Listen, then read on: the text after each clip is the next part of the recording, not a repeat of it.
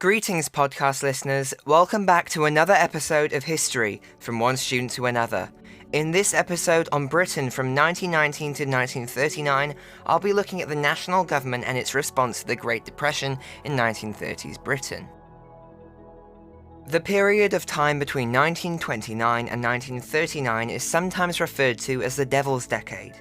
Aside from the rise in extremism that took place during the decade and the commencement of the Second World War, the beginning of the decade is marred by the Great Depression as the Wall Street stock market crashed following the post-war industrial boom of the iron and steel, construction, automobile, and retail industries of America in the Roaring Twenties.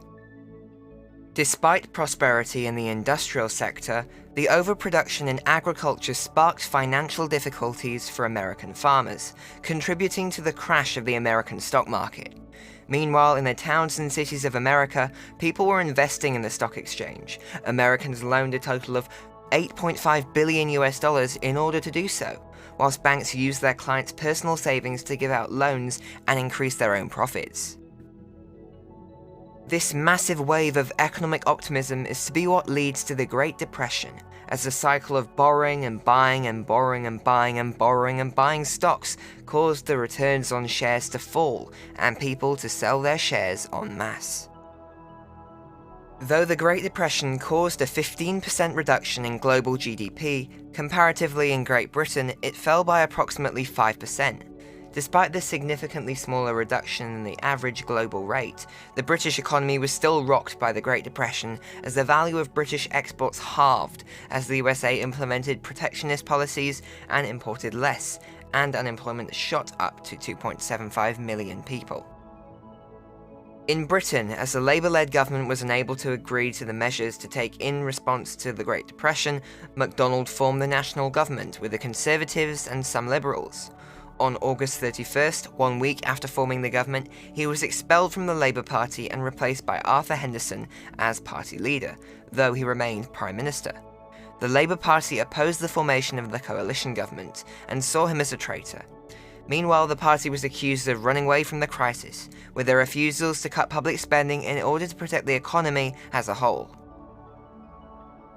On the 28th of August, the national government was able to secure £80 million worth of credits from Parisian and New York banks, allowing Chancellor Philip Snowden to present a budget that revolved around spending cuts and increased taxation. However, economic turbulence only escalated, and this was further exacerbated by a naval mutiny in Invergordon on the 15th of September. Many international investors of the pound sold their shares and government bonds, causing the value of the pound to drop, eventually forcing it off the gold standard on the 21st of September 1931.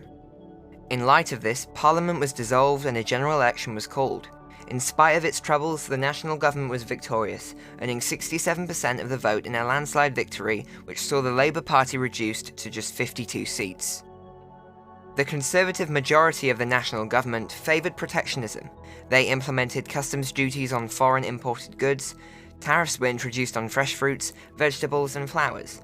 Later in February the next year, Chancellor Neville Chamberlain introduced a 10% general tariff on goods, excluding food, raw materials and other select goods. A controversy arose following the 1932 Ottawa Imperial Economic Conference, as it led to a breach of free trade due to the emergence of imperial preference among the colonies of the British Empire, and resulted in the resignations of former Chancellor Snowden and some Liberal MPs. As people were disproportionately affected by the Great Depression, the national government passed the Special Areas Act of 1934, giving £2 million to the distressed or special areas in South Wales, Tyneside, Cumberland and some parts of Scotland where unemployment had reached millions and starvation was a prospect for the workers who were unable to provide for their families.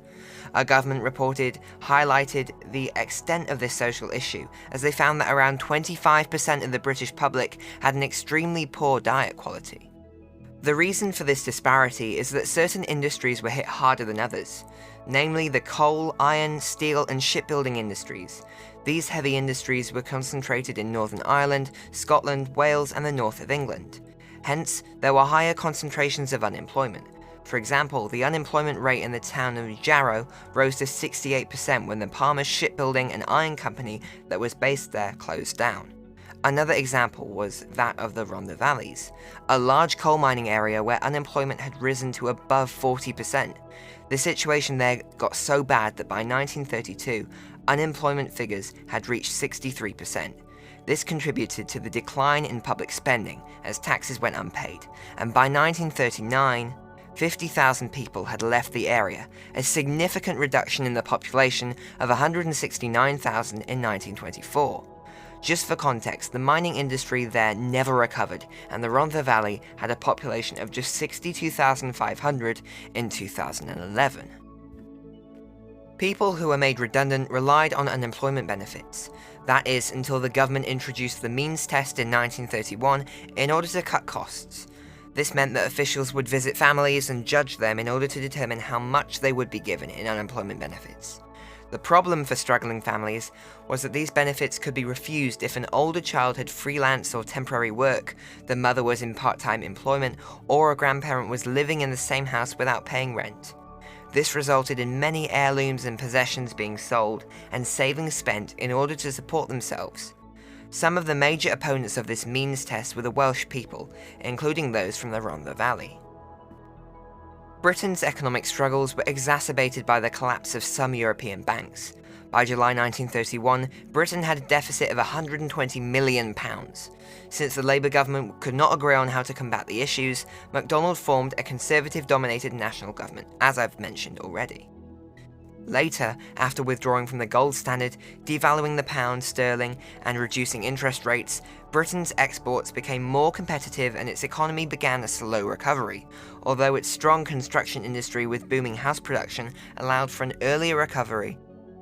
However, unemployment and hunger were still a reality for many people in Britain.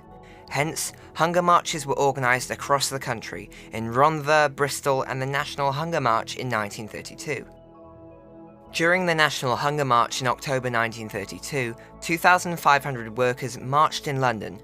Trade unionists helped to organise it and provided the marchers with food and shelter.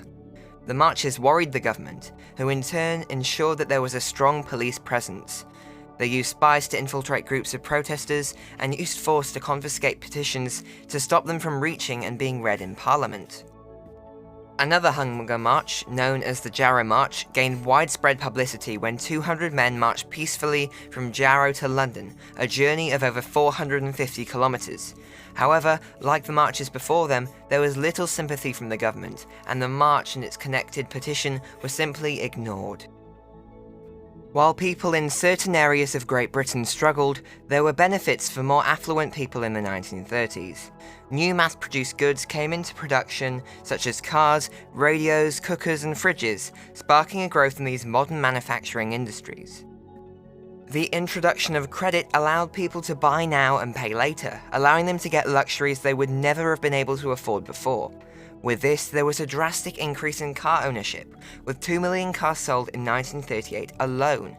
The most purchased car was £100 cheaper than in 1923, as the Austin 7 could be purchased for just £125 in 1936. Meanwhile, whilst 3 million new houses were built in the 1930s, there was also a 1,200% increase in electrified homes. With this, more and more people were attracted to new electrical consumer goods, and by 1937, over half of the households in Great Britain, including the poorer working class ones, had a radio.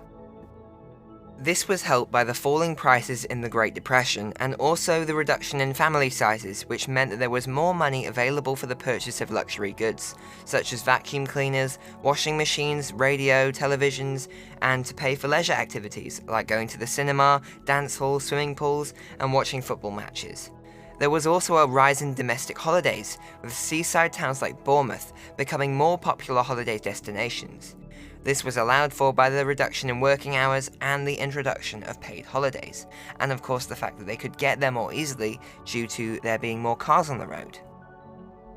Moving on, aside from the economic issues that plagued 1930s Britain, the government was also tasked with handling a constitutional crisis, following the death of King George V on the 20th of January 1936. He was temporarily succeeded by his son, King Edward VIII. However, he was forced to abdicate on the 11th of December that year. It had been his wish to marry the divorced American socialite Wallis Simpson, but as the British monarch was the head of the Church of England, which disapproved of divorce, and the national government opposed the marriage, he was forced to step down and abdicate. He was then replaced by King George VI, the father of the late Queen Elizabeth II, who was highly popular and, like his father, provided strength to a country during the physical and psychological trauma that the First and Second World War caused respectively. Thank you for listening to this episode of History from One Student to Another. Please click subscribe to be notified when the next episode is released.